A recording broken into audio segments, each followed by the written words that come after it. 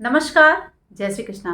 आज मैं इस वीडियो में आपको बताने जा रही हूँ कि यदि आप सिंह लगन और सिंह राशि के जातक हैं तो आप हमारे इस वीडियो को ज़रूर देखें। ठीक है। आज सबसे ज़्यादा जो प्रभाव मैं यहाँ पर बताने जा रही हूँ इस वीडियो में, तो यदि आप सिंह लग्न के जातक हैं तो उसके अकॉर्डिंग आपको सबसे ज़्यादा पॉजिटिविटी यहाँ पर उस फल को मैं बताऊँगी। ठीक है। लेकिन अगर आप सिंह राशि के भी जातक हैं तो आपको भी वह प्रभाव प्रभावित करेगा। ठीक है।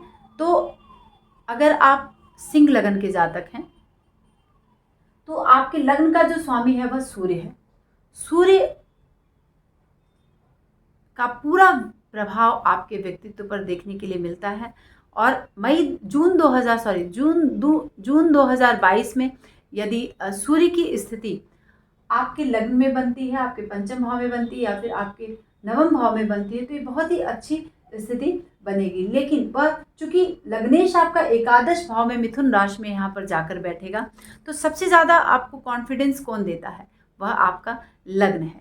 ठीक है। तो लग्न और शुभ स्थिति, सबसे शुभ ग्रह जो है वह मंगल और गुरु हैं आपके बर्थ चार्ट के। आप देखिए कि मंगल आपका भाग्येश है, गुरु आपके पंचम भाव का स्वामी है। शनि और शुक्र बुध यह आपके लिए शुभ नहीं होते हैं। ठीक है। आपके लग्न चार्ट के लिए जो मैं यहाँ पर बताने जा रही हूँ। लेकिन अब आपको देखना है कि आपका सबसे शुभ ग्रह यानी सूर्य आपको क्या स्थिति प्रदान करेगा।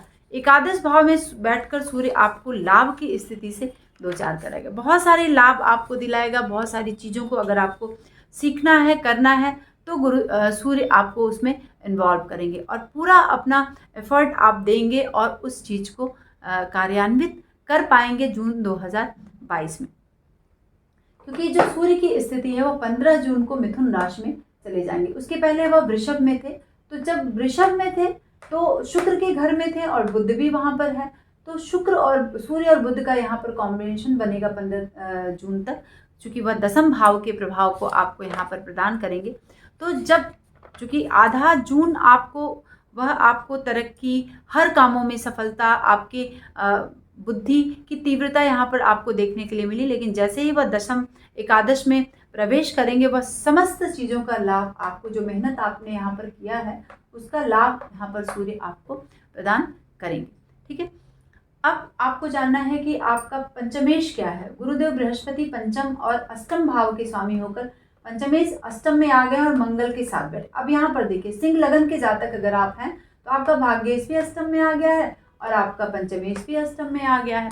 चूंकि गुरु स्वराशि में है और मंगल अष्टम में आ गया है, तो मंगल और गुरु का जो अष्टम का जो प्रभाव यहाँ पर आपको मिल रहा है उसमें क्या है, उसमें बहुत शुभता आपको यहाँ पर नहीं मिल रही है जून 2022 में। चूँकि मंगल आपको थोड़े हेल्थ इशू दे सकता है अष्टम में बैठकर। इन्फेक्शन से आपको बचना होगा, कुछ टाइफाइड, मलेरिया या फिर खसरा, इस तरह की चीज़ों से आपको दो चार इस तरह के रोग आपको मिल सकते हैं।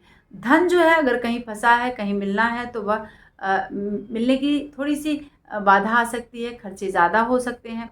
ठीक है। नौकरी में अगर आप हैं तो सावधानी बरतनी है।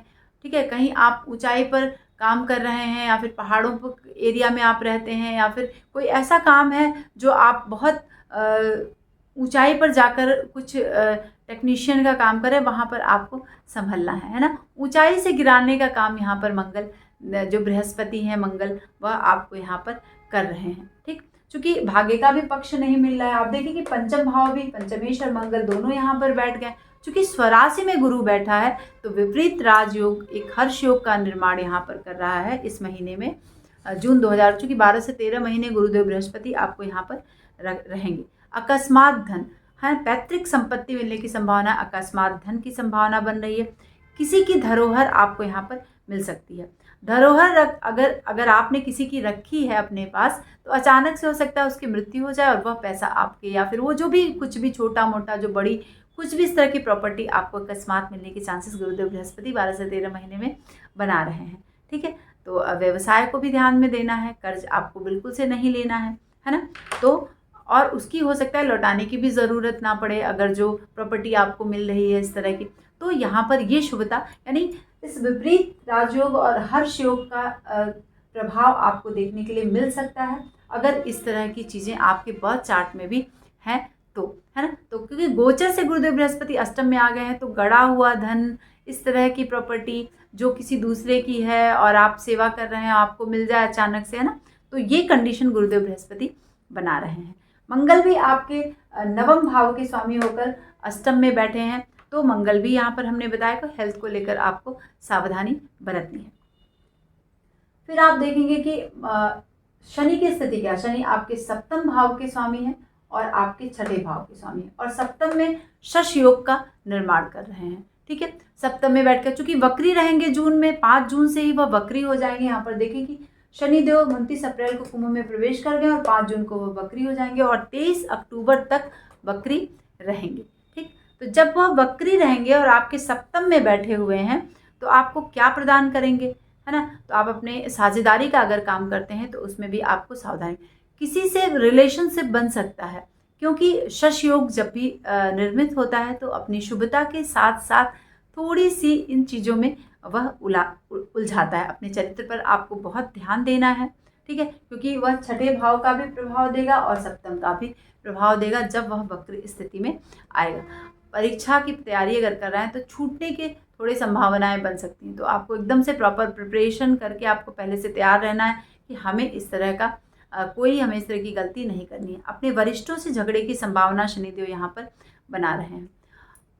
अपनी पत्नी के स्वास्थ्य पर आपको ध्यान देना है, ठीक है। द्विभार्या का योग यहाँ पर शनिदेव बना रहे हैं अगर आप सिंह लगन और सिंह राशि के जातक हैं, तो है थोड़ी सी मुश्किलें आ सकती हैं, तो इस पर आपको सावधानीपूर्वक शनि का जप करना है। शनि से संबंधित चीज़ों का आपको जून 2022 में दान जरूर करना है, ठीक है।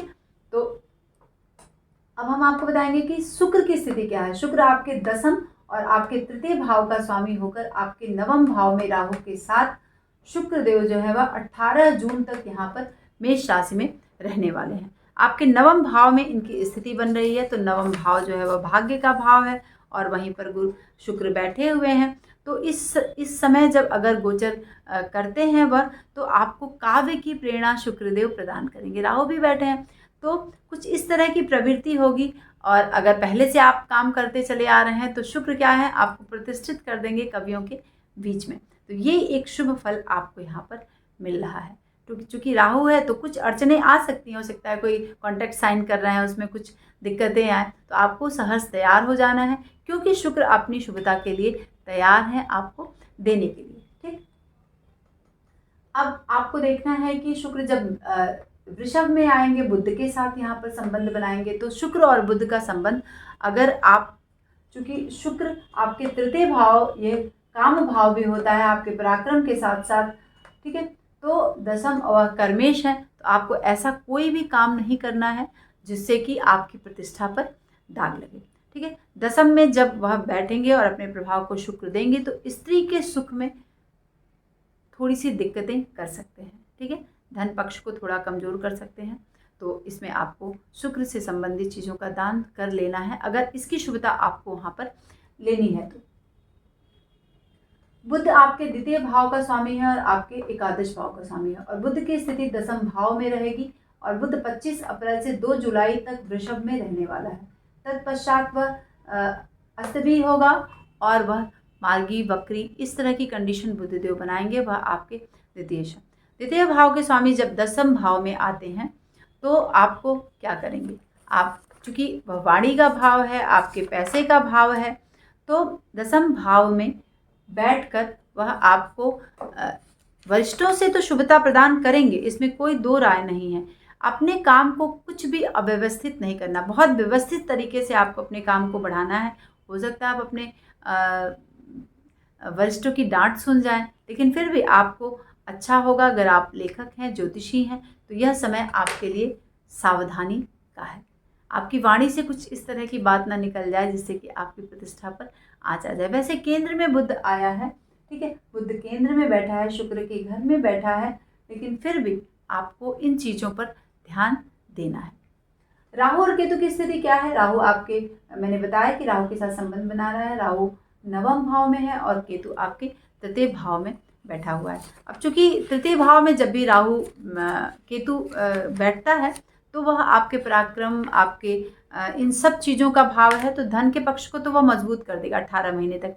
राहु केतु सदैव वक्री होते हैं, 18 महीने तक एक राशि में संचरण करते हैं और वह आपके तुला राशि में केतु देव बैठे हैं, तो धन दिलाने आ रहे हैं, ठीक है। लेकिन राहु चूंकि नवम में बैठे हैं तो कुछ पाप कर्म में रत करेंगे, आपको पूजा पाठ में मन नहीं लगेगा, आपका जो मन इस तरह का कुछ अदर, चूंकि शुक्र के साथ यहाँ पर संबंध बनाए हैं तो अपने चरित्र पर ध्यान देना। अगर विपरीत लिंग के प्रति अगर आपका आकर्षण बढ़ता है तो वहाँ पर भी आपको ध्यान देना है, अपनी चीज़ों को चेक करना है, ठीक है। तो आप ये पूरी जून 2022 की स्थिति रही ग्रही जो संचरण कर रहे हैं। अगर आपको हमारा ये वीडियो अच्छा लगता है तो प्लीज़ अपने दोस्तों में साझा करें और हमें कमेंट के माध्यम से ज़रूर बताएं कि आपको ये वीडियो कैसा लगा।